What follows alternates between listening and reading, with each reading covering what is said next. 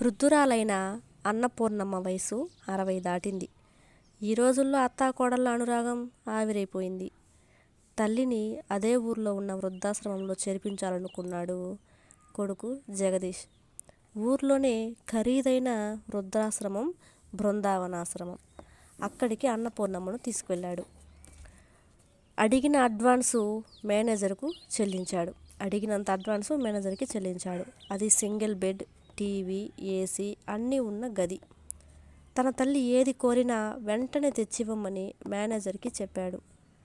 అంగట్లో అన్నీ ఉన్న అల్లుడి నోట్లో శనిలా ఉంది ఆమెకు.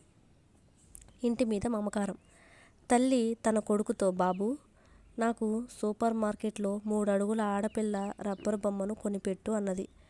ఏంటమ్మా వేళాకోళమా, బొమ్మతో ఆడుకునే వయసా నీది అన్నాడు జగదీష్. ఇంటి దగ్గర నీ కూతురుండేది. నేను దాన్ని విడిచి ఒక క్షణం కూడా ఉండలేను. మీ భార్యాభర్తలిద్దరూ నన్ను ఇంటి నుండి గెంటేశారు.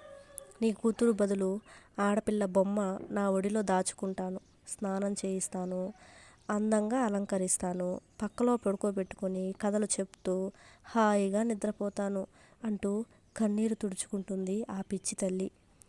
జగదీష్ వెంటనే మార్కెట్లోకి వెళ్ళి 3 అడుగుల ఆడపిల్ల బొమ్మను కొని తెచ్చి అమ్మకిచ్చాడు. అతని ప్రవర్తన చూసి అమ్మ అల్లం, పెళ్ళాం బెల్లం కదా అనుకున్నాడు మేనేజర్. నీ చిన్నతనంలో అమ్మా నాన్నలు నిన్ను బడిలో వదిలి వెళ్ళేటప్పుడు నువ్వు వాళ్ళని చూసే చూపు, వృద్ధాశ్రమంలో నిన్ను వదిలి వెళ్ళేటప్పుడు అమ్మా నాన్నలు నిన్ను చూసే చూపు ఒక్కటే. కాకపోతే నీ బాధ గంట కొట్టగానే పోతుంది. వాళ్ళ బాధ గంట గంటకు పెరిగి మోడుగా చేస్తుంది. ఒకటి ఆలోచించండి, మీరు బ్రతికుండి మీ తల్లిదండ్రులు వృద్ధాశ్రమంలో ఉండడం అవసరమా చెప్పండి? ఈ వీడియో మీకు కనుక నచ్చినట్లయితే లైక్ చేయండి, షేర్ చేయండి, అలాగే నా ఛానల్ని సబ్స్క్రైబ్ కూడా చేసుకోండి.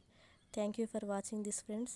మరిన్ని కొత్త అప్డేట్స్ కోసం నా ఛానల్ని ఫాలో చేయండి.